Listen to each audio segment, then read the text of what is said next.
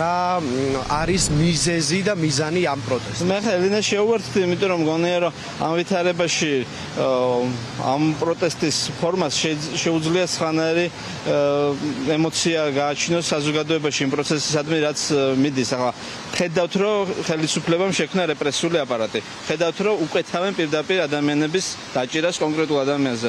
ეუბნებიან რომ სასამართლომ ეს დაიჭიროს, ეს დაიჭიროს და სისტემა ამას ასრულებს და ამის პარალელურად მიდის საუბარი იმაზე, რომ მოდი გავაგრძელოთ პოლიტიკური რაც მეთოდებით და სამართლებრივი მეთოდებით პოლიტიკური ბრძოლა. პოლიტიკური ბრძოლა ასეთ სიტუაციაში აღარ არსებობს რა, იმიტომ რომ პოლიტიკური პროცესი გააუქმა ოცნებამ.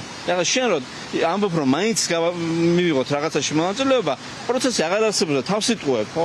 ამიტომ მგონია რომ აი ეს პროტესტის ფორმა ამ ვითარებაში არის გაცილებით უფრო ადეკვატური და ერთიანობის შექმნა ბრძოლისთვის უფრო ამას შეუძლია ვიდრე ილუზიას იმ აზრის გარშემო რომ შეიძლება ისე პოლიტიკური და სამართლებრივი საუბარი როდესაც მიდის თვითმმართველობის არჩევნებში მონაწილეობის მიღება, აი როგორ ფიქრობთ, რამდენად უნდა მიიღოს ოპოზიციამ ოპოზიციონერმა პარტიამ? ციხეში ზის უკანონოდ, თანაც აი ესე პერსონალურად რო შეუკვეთეს, ეს ახალგაზრდები არავის მტკიცებულება რო არ არის.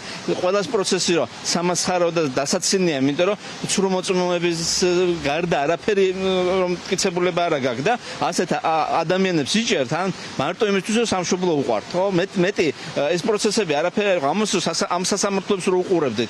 ამის მერე ჩვენ დაგვჭა რაიმე სივრცე, აი ოცნებასთან პოლიტიკური საუბრის, მხოლოდ იმის შემდეგ, როცა არ იქნება არც ერთი პოლიტპატიმარი, თან უბრალოდ კი არ გამომუშვებენ ამ ადამიანებს, გაუქმდება ეს რეპრესიული პოლიტიკური სისტემა. აი ამის მერე შეიძლება იმაზე კიდე ფიქრი, რომ რაღაცა პოლიტიკური პროცესი იყოს და ახალი არჩევნებიც ჩემთვის იქნება მარტო მაშინ შესაძლებელი რომ ჩავთვალოთ პოლიტიკურ პროცესში დაბრუნების შესაძლებლობა თუ ეს იქნება სამართლიანი არჩევნები, არა ის როგორიც ეხლა ჩატარდა ან როგორცაც აპირებენ ესენი რომ ჩაატარონ, არამედ მართლა სამართლიანი არჩევნები კონკურენტულ გარემოში. ეს ყველაფერი დღეს არის შეუძლებელი. აი არანაირი სივრცე არ დატოვა ოცნებამ იმისათვის რომ ამაზე ვისაუბროთ. წარმომადგენლების მხრიდან გვესმის განცხადებები იმასთან დაკავშირებით, რომ ისინი აპირებენ თვითმმართველობის არჩევნებში მონაწილეობის მიღებას. მათ შორის ამ პარტიების ლიდერებიც არიან ციხეში და ასევე გიორგი გახარიასაც უპირებს ქართული ოცნების რეჟიმი საპატიმროში წასვლას და ხედავთ რომ მის წინააღმდეგ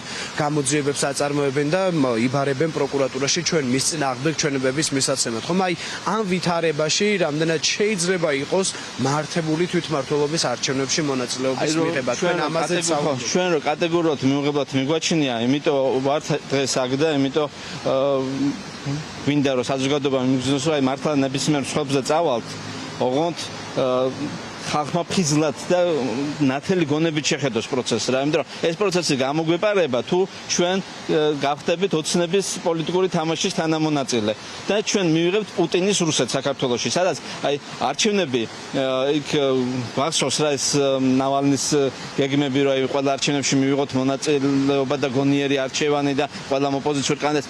ეს არის აი შედეგი ხო დავინახეთ ჩვენ მეზობელ იმპერიაში როგორი შედეგი მიიღო ამ ყველაფერს. არჩევნებს ატარებენ.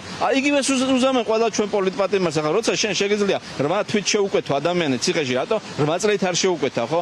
ამიტომ მგონია რომ არც გახარიას მისვლამ არაფერი არ მიცა ამ პროცესში, რომ მივიდა კომისიაზე და ჩათვალა რომ რაღაც თანამშრომლის რეჟიმში უნდა ყოფილიყო. არც გირაოს გადახდა არავის არაფერი არ მიცა. საბოლოო ჯამში ამათმა მიზნად დაისახეს თლიანად ქართული ხალხის და ქართული სახელმწიფოს წვეობაში მოქცევა. მასზე ბატონობა და ახლა ცალკეული ადამიანი როცა შენი სამშობლო ტყვეობაშია, თავისუფალი ვერ იქნება.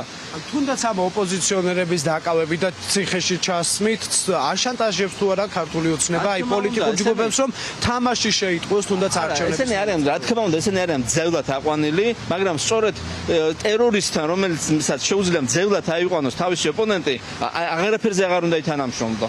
იმიტომ ეს არის სისტემა რომელიც გამორიცხავს მასთან ამ ფორმით გამარჯვებას. ეს არის უბრალოდ იმისთვის შეხვიდე ბრძოლაში რომ დამარცხდა და მას გაუმართლო რაღაცნაირად ლეგიტიმაცია შეუქმნა პროცესის და მე არ მგონია რომ ამის გაკეთება ახლა იყოს სწორი. ახლა არის თავგანწირვის დრო, ახლა არის სიმართლისთვის თვალის გასწორების დრო და ბოლომდე ბრძოლის დრო.